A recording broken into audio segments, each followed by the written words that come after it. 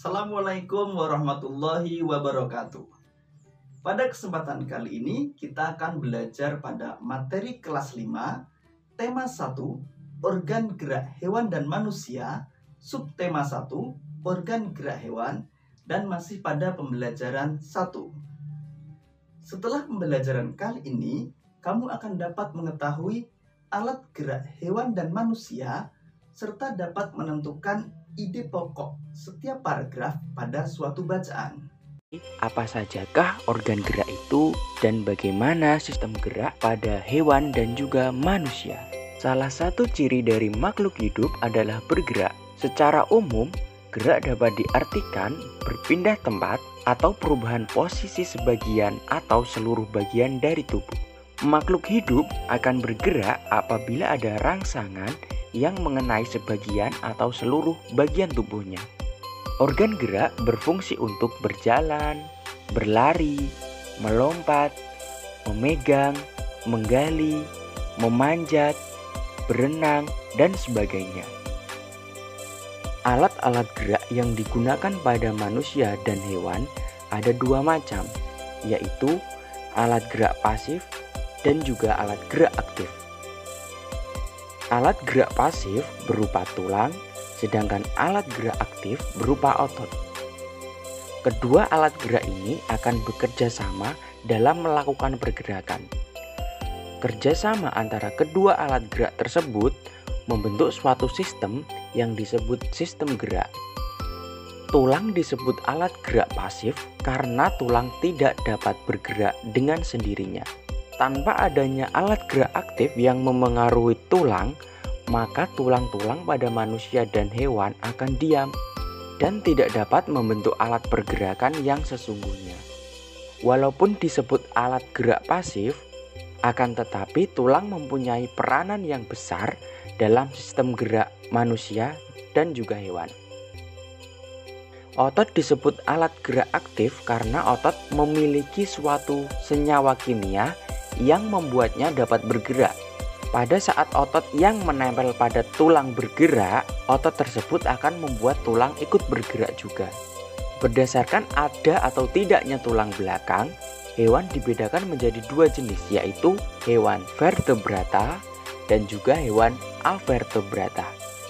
Hewan vertebrata adalah hewan yang memiliki tulang belakang, seperti kelinci, sapi, kucing, ikan, kambing, dan lain-lain.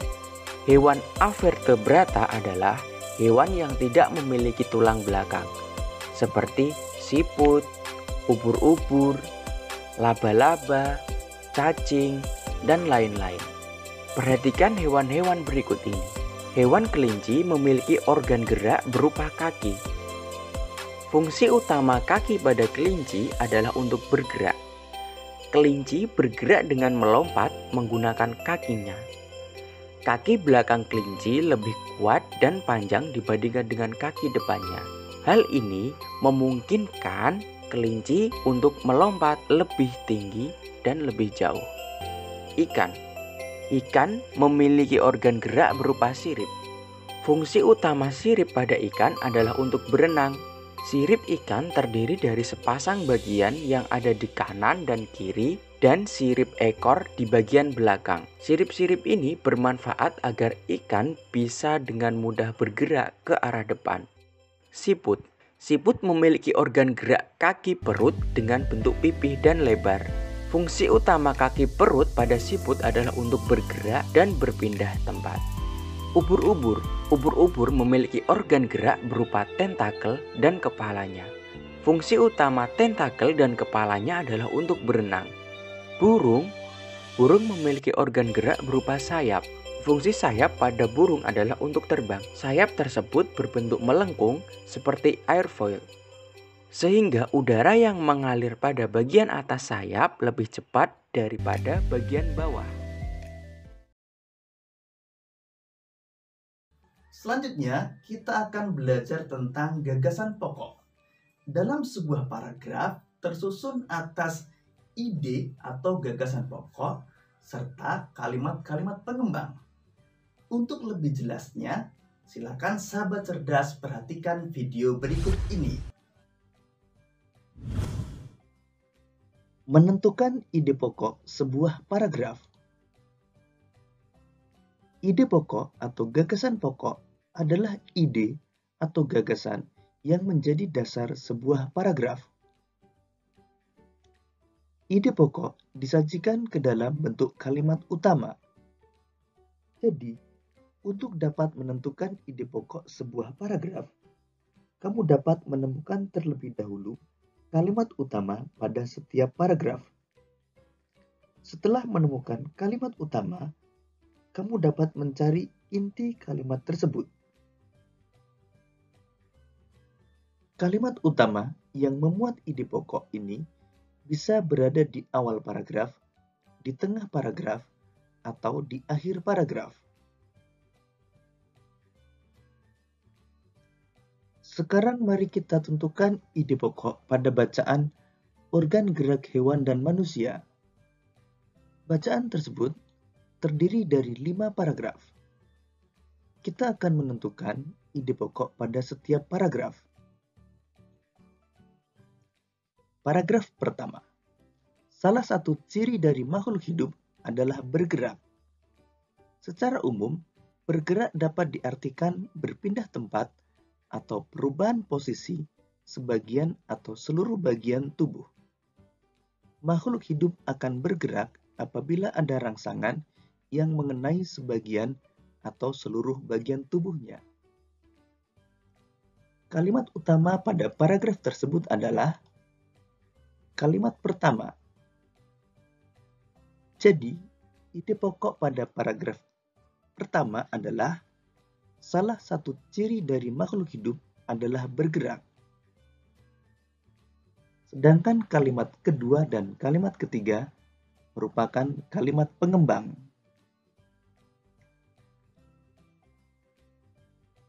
Paragraf kedua. Gerak pada manusia dan hewan menggunakan organ gerak yang tersusun dalam sistem gerak.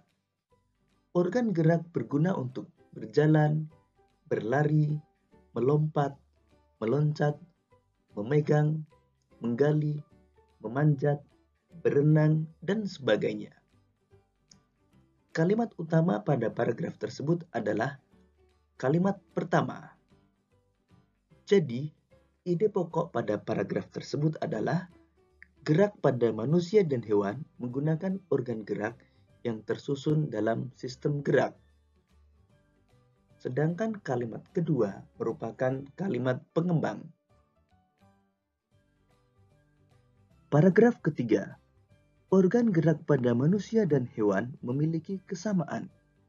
Alat-alat gerak yang digunakan pada manusia dan hewan ada 2 macam, yaitu alat gerak pasif berupa tulang dan alat gerak aktif berupa otot. Kedua alat gerak ini akan bekerja sama dalam melakukan pergerakan. Kerjasama antara kedua alat gerak tersebut membentuk suatu sistem yang disebut sistem gerak. Kalimat utama pada paragraf ketiga terletak pada kalimat pertama. Jadi, ide pokok pada paragraf ketiga adalah organ gerak pada manusia dan hewan memiliki kesamaan, yaitu tulang dan otot. Sedangkan kalimat kedua, ketiga, dan keempat merupakan kalimat pengembang. Paragraf keempat. Tulang disebut alat gerak pasif karena tulang tidak dapat bergerak dengan sendirinya. Tanpa adanya alat gerak aktif yang mempengaruhi tulang, maka tulang-tulang pada manusia dan hewan akan diam dan tidak dapat membentuk alat pergerakan yang sesungguhnya. Walaupun merupakan alat gerak pasif, akan tetapi tulang mempunyai peranan yang besar dalam sistem gerak manusia dan hewan. Kalimat utama pada paragraf keempat terletak pada kalimat pertama.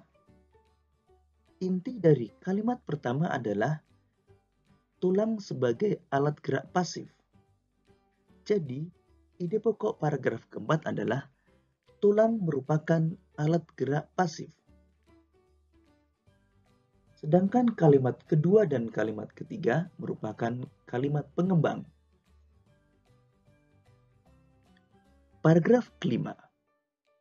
Otot disebut alat gerak aktif karena otot memiliki senyawa kimia yang membuatnya dapat bergerak.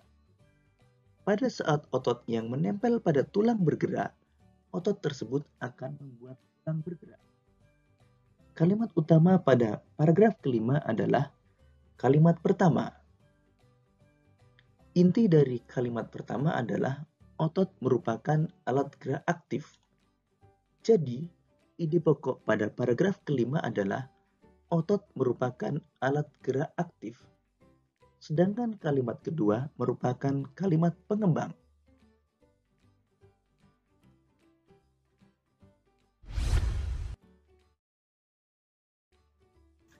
Demikian tadi sahabat cerdas materi pada tema 1, subtema 1, dan pembelajaran 1.